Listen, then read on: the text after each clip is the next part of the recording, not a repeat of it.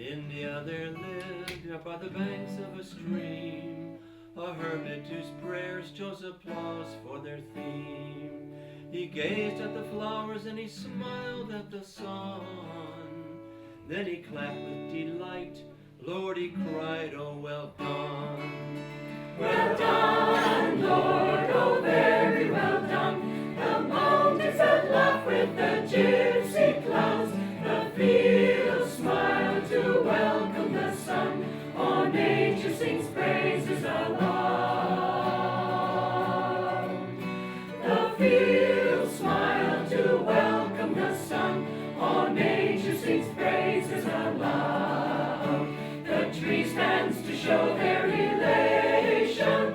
A day on God's earth has begun, and every true heart in creation in speechless wonder is bound. And every true heart in creation in speechless wonder is bound. Well done, Lord, oh, very well done. The joy that you planted in children's hearts, the thrill known in bearing a son, the hope when a trial departs.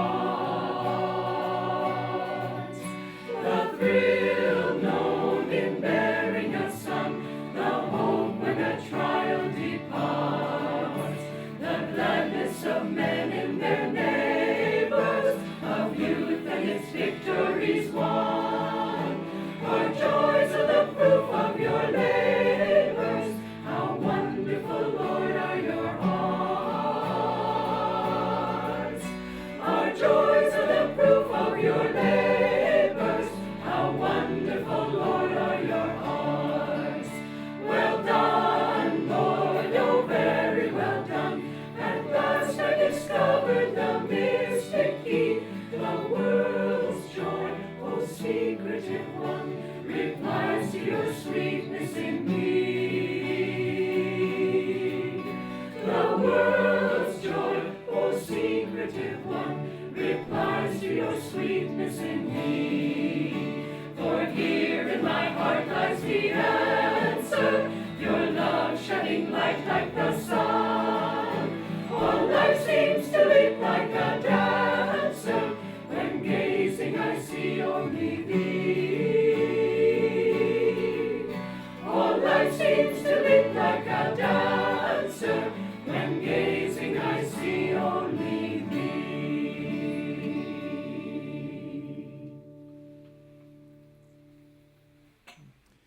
Welcome everyone to our Ananda Sunday service, and a special welcome to any of our guests and to those from the local community. My name is Pranama, and this is my wife Parvati. This reading is taken from Rays of the One Light with commentaries from the Bible and the Bhagavad Gita by Swami Kriyananda. Did God create the universe or become it? Truth is one and eternal. Realize oneness with it in your deathless self within. The following commentary is based on the teachings of Paramhansa Yogananda. The Gospel of St. John, chapter 1, contains a passage that explains the essential truth that creation is a process of becoming. The universe is not separate from God, the Creator, but a part of Him, even as our own dream creations during sleep are figments of our consciousness. God's is the life, God's the reality. Not a melody could be composed, not a poem written, were the melody and the poem not already there, simply waiting to be expressed. In Him was life, and the life was the light of men. And the light shineth in darkness, and the darkness comprehended it not.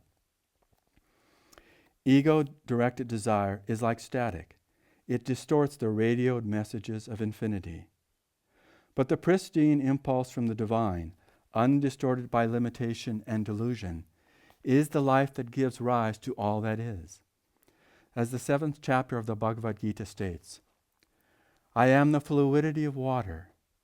I am the silver light of the moon and the golden light of the sun.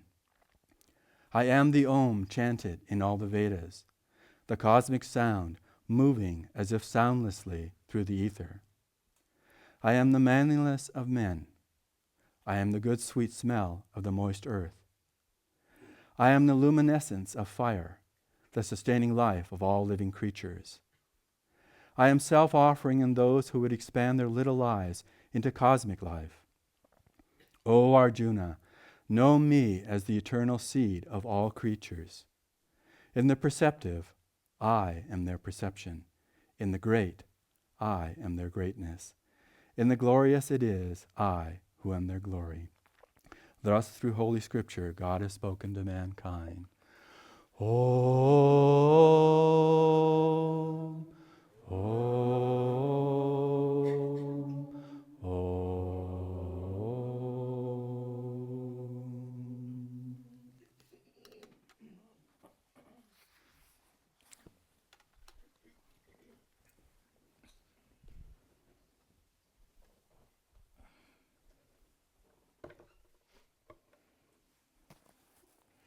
I'd also like to welcome you, and this is a wonderful topic to be thinking about today.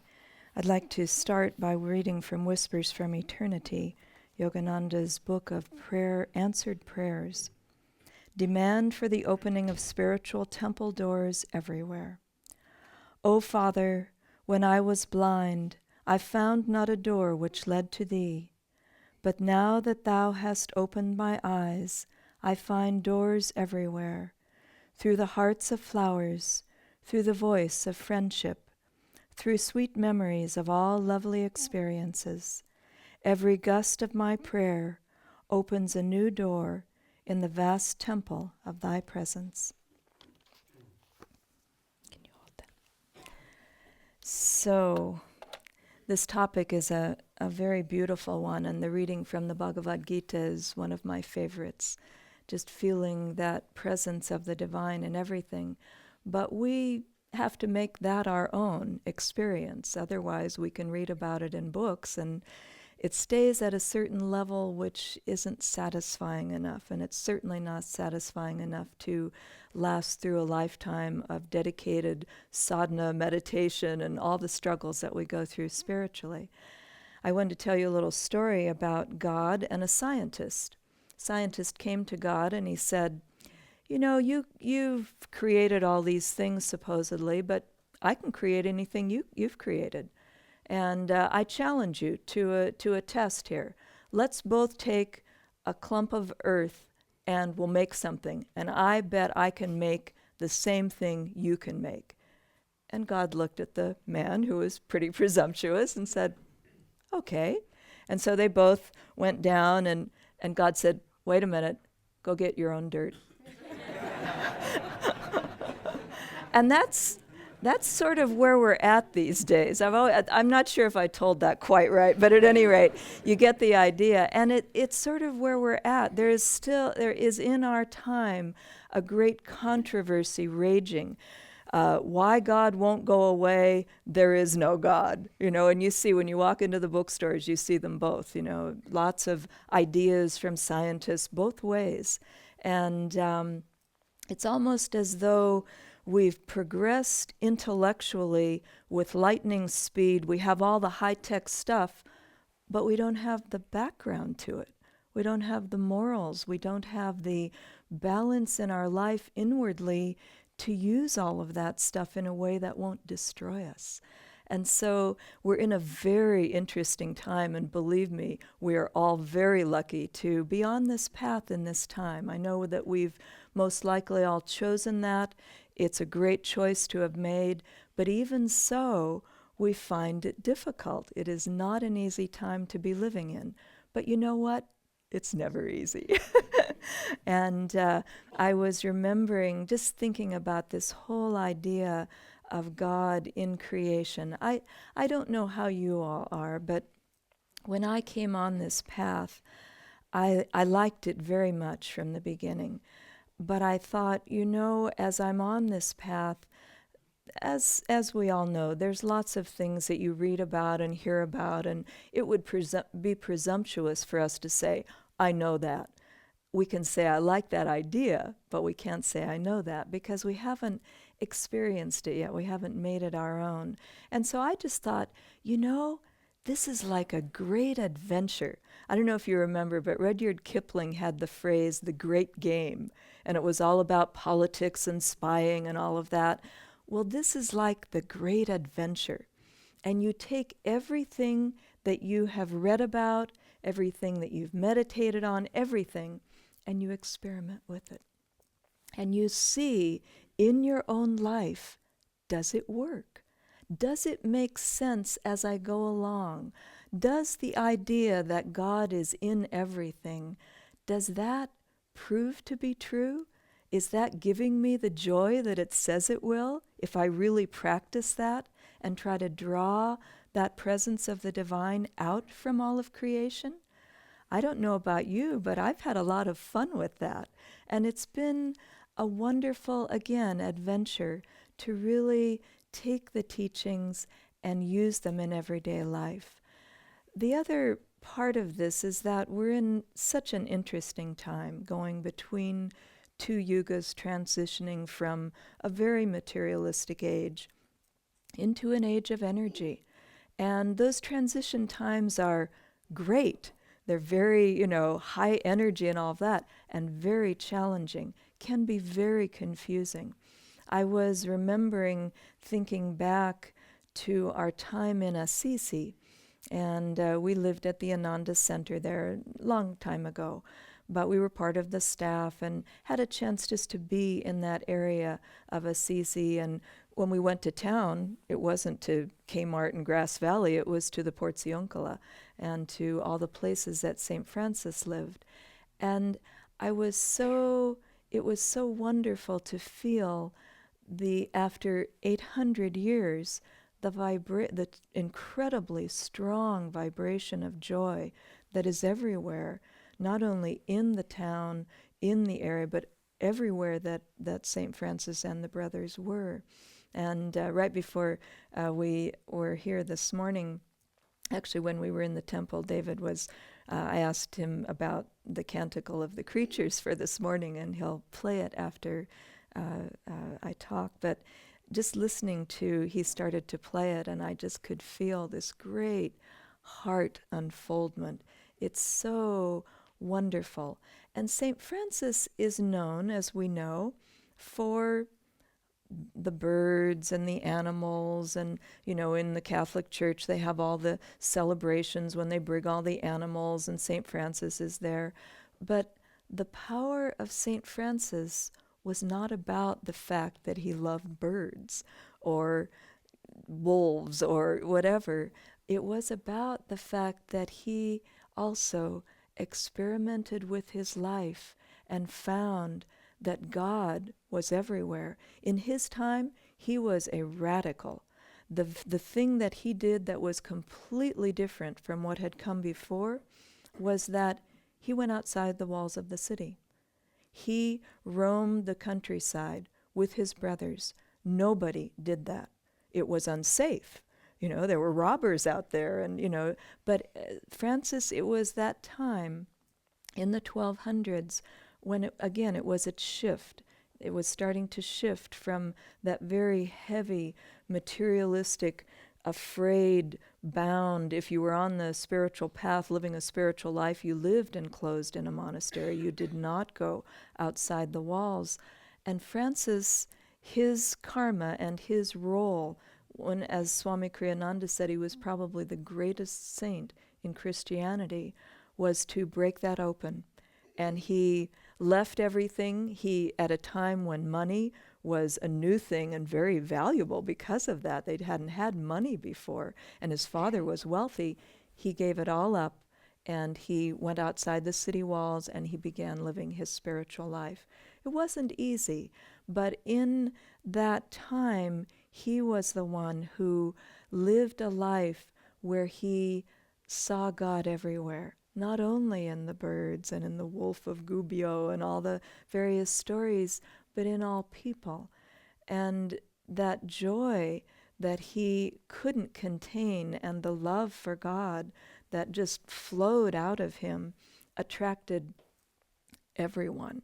And not only someone like one of his first followers was a very wealthy man in Assisi, very wealthy. And he came and he listened, and Francis would just go and talk in the town square there.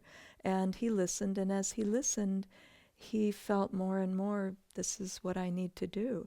And so he went to Francis, he sold everything, he brought a bag of gold, and he went to him and he said, "What should I do?" And Francis said, "Well, let's ask God." So they went to the town square. There was a book there, the Bible, and they opened it 3 times. And I forget the exact quotes, but one of them was, "Sell everything you have and give it to the poor." And so that's what he turned around and probably created quite a commotion there in Assisi, just giving out everything that he had owned. So he gave everything away.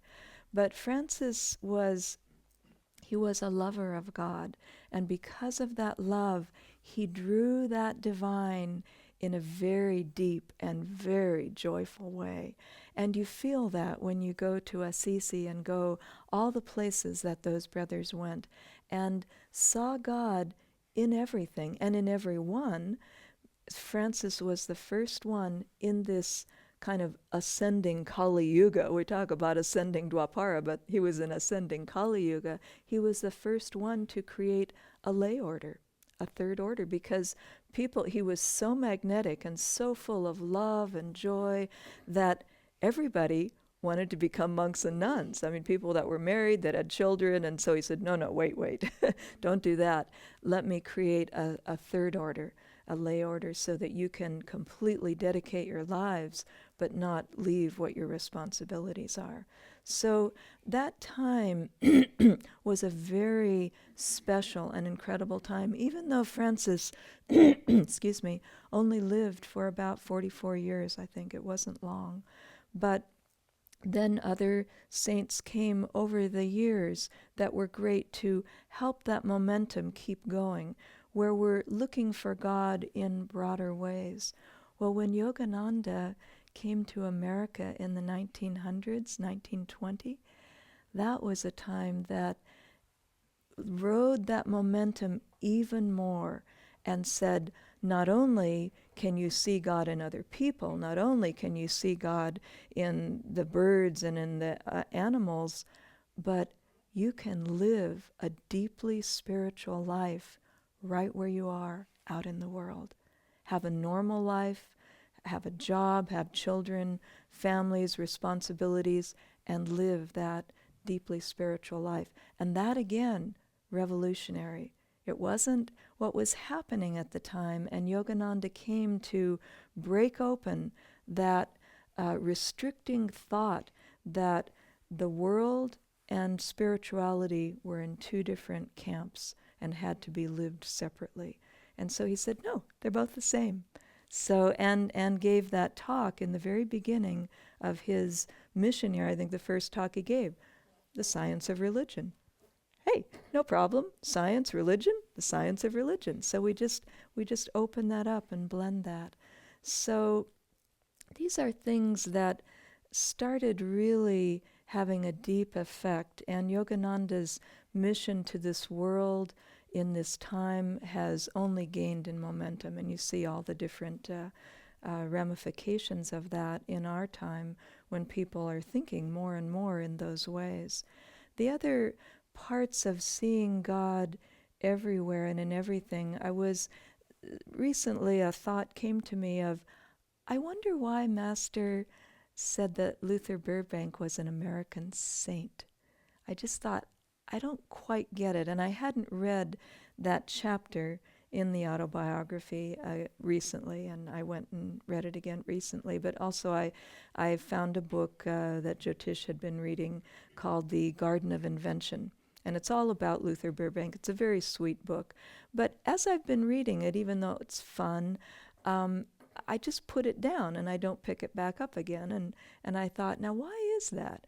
And I thought, it's because the woman that wrote it, although full of energy, it's a very light, wonderful book, but it doesn't connect Luther Burbank directly to his spiritual life, and there isn't devotion in it.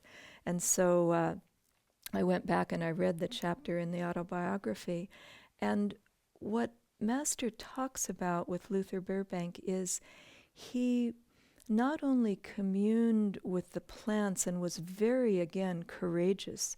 Each of the saints, each of the masters that come, courage is what it's all about. Luther Burbank was extremely courageous.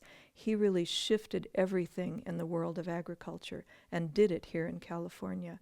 But when he was doing this, and he made major, major changes. There's a walnut tree that grows in Santa Rosa at his home.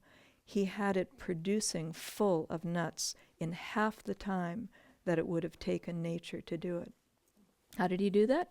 Grafting, changing energy patterns. He just worked with it, but he also talked with the plants. He talked with the trees.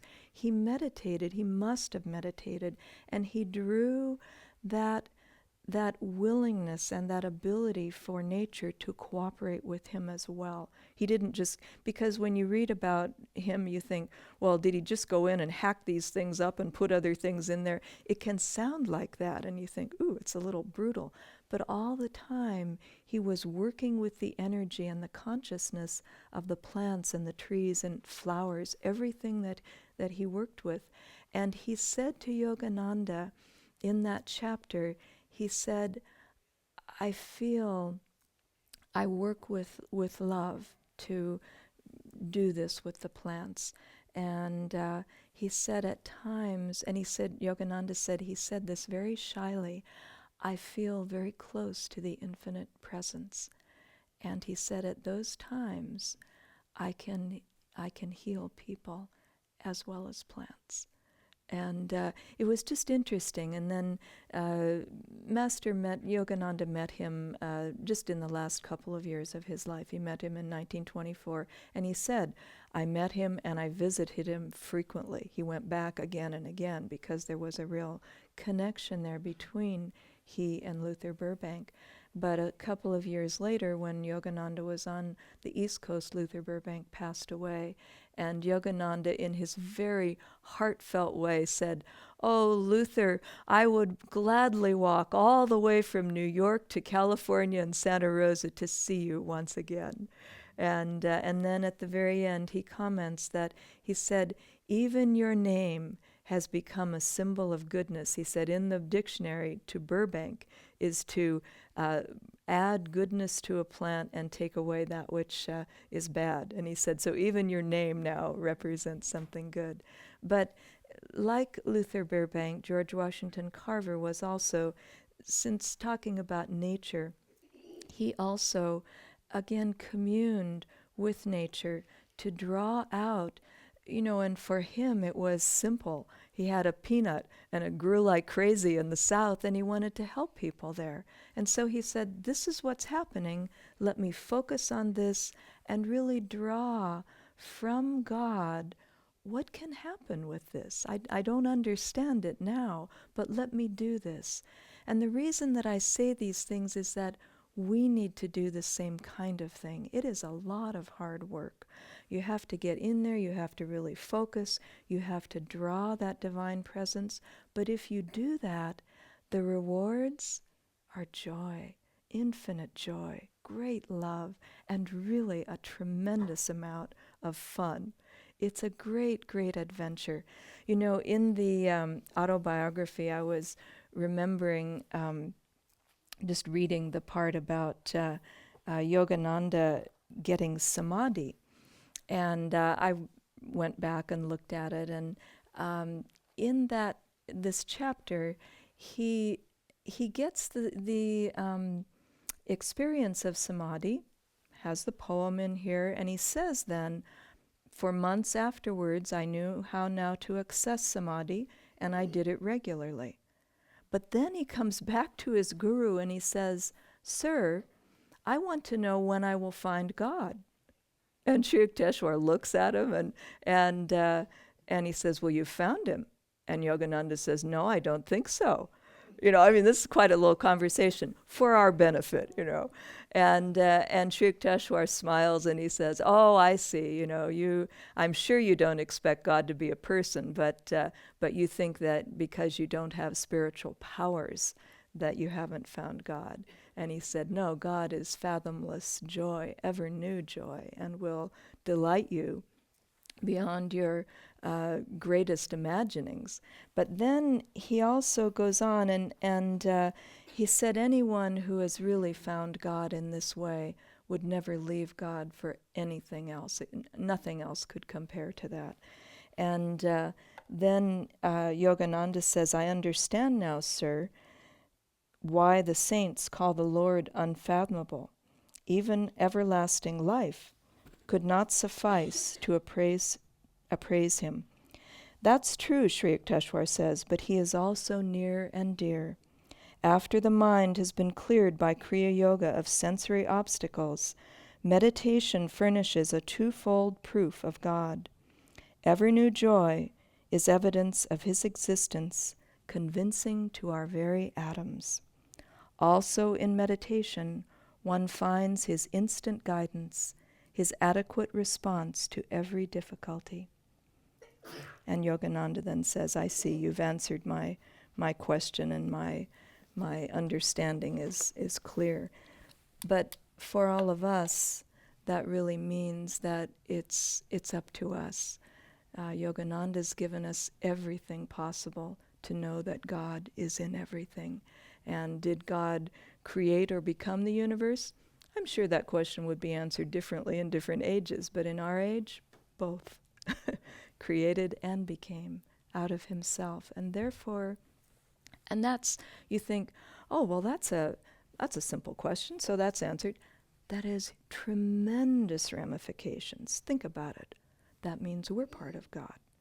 There's no separation, there's no sin, there's no, everything is God. And all the questions that come from that I'm not going to go into right now. But those deep questions have been answered.